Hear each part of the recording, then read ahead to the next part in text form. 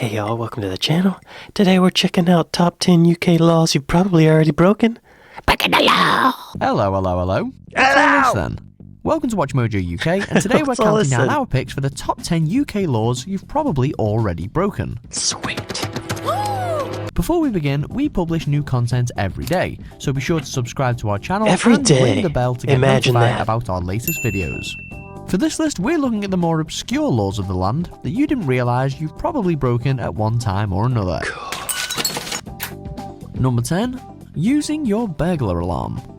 Sure, we know burglar alarms are an annoying sound, but seriously? Relax, Marge. If someone tries to get in here, my burglar alarm will let us know. To be more precise, this relates to whether or not someone can access your alarm in your absence. As it turns out, it is an offence, thanks to the Clean Neighbourhoods and Environment Act 2005, to activate your burglar alarm and not nominate a key holder who can access said alarm if it goes off in your absence. So, if you don't have a designated alarm turner-offer, you could conceivably get into trouble. Probably still a better prospect than actually getting burgled though. Yeah, I've heard that Scottish people have a problem saying purple burglar alarm. Let's watch it. Purple burglar alarm. I mean, I have trouble saying it. Purple burglar alarm. Purple burglar alarm. Purple burglar alarm. Purple burglar alarm. Purple burglar alarm. Purple burglar alarm. Purple burglar alarm. Can I say it with a Scottish accent? Purple burglar alarm. It's that tongue thing, the la la la la, that gets you all mixed up. Stop speaking Scottish, y'all. It doesn't work. Number 9. Making a slide from ice and snow. Ah, snow days, snowmen, snowball fights and sledges. What joy. Ow! Son of a nutcracker! Unfortunately, anyone who's ever enjoyed themselves after a blizzard can consider themselves a hardened criminal. You can thank the Town Police Clauses Act of 1847 for this particular grinchiness. To be fair, it was only introduced to reduce unnecessary danger and obstructions in the streets. But it's the fact that something so innocent is illegal. Oh, and the same act also forbids flying kites and playing football in the street for the same reasons. So that's summer ruined What's as well. a kid supposed to do? Someone somewhere must have done this, and someone died from this. Otherwise, there wouldn't be a law about it, right? Look at this person. I've only ever slid down slides that were already made. This might actually be a good law. Number 7. Going as a soldier for fancy dress. Before you get any bright ideas about dressing up and roaming the streets as Robson Green or Sergeant Bilko, just remember that Section 2 of the Uniforms Act 1894 makes it illegal. I think I'll kill him. Maybe I'll just strangle him a little. Bilko!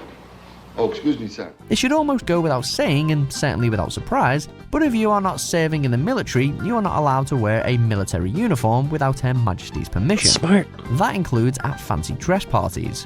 Otherwise, you could be looking down the barrel of a month-long stretch in prison or £1,000 fine. This is a good law. This makes sense. I think in America you're not allowed to dress up as a cop. I mean, you can dress up, but your costume has to be obviously blatantly fake. Yeah, see, this only costs $40. That's definitely not an official cop uniform. Let's see if they have a British military. British military desert camouflage. United Kingdom British Special Air Force. Y'all, look at that. I can help you break the law. They have a Lego man. Now I know what to be for Halloween when I go to Britain. Number 6. Erecting a washing line. You can thank the Metropolitan Police Act of 1839 and the Town Police Clauses Act of 1847 for this oddity. To be fair, this one specifically refers to putting up washing lines across the street, presumably to cut down on horse rider decapitations. I told that idiot to slice my sandwich! Ow! Whilst it's unlikely anyone would do this, because at the very least it's a hassle, and at most you're exposing your tighty-whities and delicates to passing cars and lorries, it's worth bearing in mind unless you want to wind up in the clink. Do they just mean erecting one over a road, or just in general? There's a ban on outside drying in general. Now when I go to the UK, I'm not going to use a dryer. I'm going to dry my clothes on the line. When old Bobby comes with his helmet, we're going to have a knife off. Number 5. Being drunk in a pub. I've heard this. It may sound counterintuitive, and it may rub rough against the very fabric of British society, but you'll need to cut down on those half shandies at lunchtime. Gamma pop. Now, technically, the Licensing Act of 1872 doesn't limit its jurisdiction to just the pub. It also extends to the highway or any other public place, but it does include it. And if enforced, it could result in a £200 fine. Obviously, it's difficult to distinguish between tipsy and drunk, but under the circumstances, you're probably the least qualified to make that distinction. I've never broken this law. Have you ever broken this law? No one ever breaks this law. Right? Right. Moving on. Number 4, knocking on someone's front door and running away. What? Knock knock, ginger, the ding dong ditch or nicky nicky nine doors, call it what you will, it's a crime. That's right, if any Dennis the Menace wannabes fancy getting you out of your chair by hilariously ringing your doorbell and running away before you answer, you are legally obliged to rugby tackle them and perform a citizen's arrest. The 1839 Metropolitan Police Act outlawed this harmless bit of fun, and as such, any would-be criminals indulging in this behaviour could technically be charged on account of trespassing and disturbing the peace. What's a guy supposed to do on a Saturday night? I can picture some grumpy old aristocratic people being jerks to all the children in the neighborhood, and then they ring his doorbell and run away, and then he talks to his friend who makes the laws, the king, or queen. This is classism. This is an aristocratic oppression. Some of us don't own doorbells. Some of us have to rent places with just a door with no bell. This is classist. What if I ring the doorbell and walk away slowly? What are you going to do? Come at me, Bobby. Come at me again with your helmet and we'll have a knife off. Try to arrest me. Don't. Just kidding. Number 3, failing to carry a spare dog poo bag. Some people take their dogs seriously, like a child or human member of the family. Others take your dog's dropping seriously, and understandably, expect you to keep their pavements and footpaths clear of dog eggs. Yes, please do. In Northamptonshire's Daventry Council, for example, there is a potential fine of up to £100 for dog owners if they are caught without bags for their dog's mess. I like This means that if you have already cleaned up said dog's mess and end up using your only bag and are subsequently caught without a bag from any potential second sittings, you could still receive that hefty fine. This is a great law, y'all. I don't have a dog currently. I used to. He passed away. His name was Kevin. He was the best. He was my best friend. He was my companion. I love him. I miss him still. But I would always carry more than one poop bag. Walking around LA here, I see people walk their dogs. The dog poops and the owner just walks off. They pretend like they didn't see it. Why would you disrespect your own neighborhood like that? You're gonna leave poop on the ground? That's poop. That is poop. Pick it up. Throw it away. What disgusting jerk leaves poop on the ground? You know? That's poop.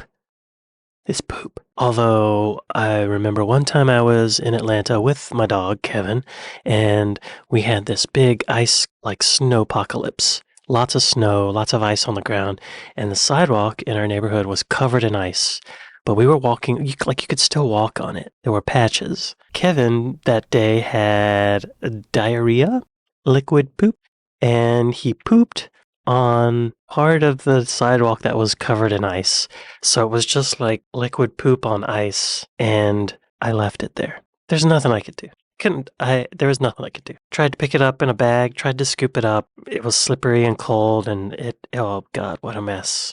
But I had more than one poop bag with me. Anyway, this is a good law. I like this. I'm moving to this place. Number 2, singing bawdy songs in the street. Afraid it's the old Metropolitan Police Act of 1839 again, in all. What does bawdy mean? Bawdy. Dealing with sexual matters in a comical way, humorously indecent. Aw, man, I like bawdy songs. Afraid it's the old Metropolitan Police Act of 1839 again, in all its nitpicky glory. They just don't like the idea of you having fun, do they? Yeah. Is that a bawdy song? Why do they play Singing in the Rain? Is Singing in the Rain a bawdy song? What does it really mean? Is there a hidden meaning? What does Singing in the Rain mean? I didn't find anything. Where are they playing Singing in the Rain? To be fair, it's often understandable, particularly when things are getting especially raucous and antisocial. Whilst the pub landlord might well be responsible for how drunk you get on his premises, on the streets, you're on your own, and if you're caught squawking bawdy ballads, you could be nicked. However, we certainly wish the policeman who goes up against a band of overly merry football fans chanting "Who ate all the pies?" the very best of luck. These songs are fun. Kids don't know what they mean. Come on. We need more bawdy songs on the streets. It's one of the best ways to be irreverent, right? It's one of the best ways to speak truth to power. Bawdy songs. That's a bad law. Number 1. Asking a stranger for parking change. Lord have mercy on the hardened crim who dares to bum some change.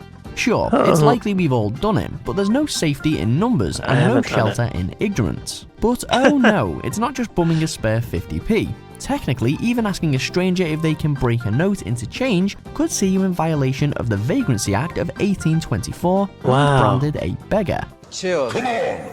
Well, I haven't know your voice. I've met Donald Glover. That's not how he really talks in person. Enough name dropping. The penalty? A month in the House of Correction. So next time you're parking up, make sure you've got the correct cash, or just pay by card. Yeah, use a card. Hey, take it easy. Take it Do you easy. agree with our picks? Take it easy. This is okay. I get this law. People don't want to be bothered by poor people. I've never thought to borrow change from a stranger. It wouldn't even cross my mind. If I was at a parking meter and I didn't have coins, I would just not pay. More rich people oppression. Why do we have to pay to park anyway? I hate paying to park. Y'all, one night I went to downtown Los Angeles. I went to 2 locations and I had to pay to park. I think I spent $80 in parking fees. $80 just to park. $80. That's why I take the subway and stay at home and cry myself to sleep. Anyway, have y'all broken any of these laws? Let me know in the comments below. Or don't. I don't really care. Breaking the law. Breaking the law. Any of you British folks over there, do me a favor and break some of these laws and let me know how it goes. Take photos. Do audio recordings of cops as they try to arrest you so we can see what's up. And do the American thing where you're like, am I under arrest? Am I under arrest? What am I under arrest for? Challenge the cops right to arrest you and see what happens. And then maybe get into a physical altercation with them. They don't have guns. What are they going to do, poke you with a knife? I don't think so. They might beat you with a club. But you got fists. You got legs. Disclaimer, just kidding. These are jokes. Bad jokes. Disclaimer, don't do that. YouTube algorithm, I'm just kidding. Anyway, thank you all for watching this with me, and I'll see y'all next time. I love you. Wait, later.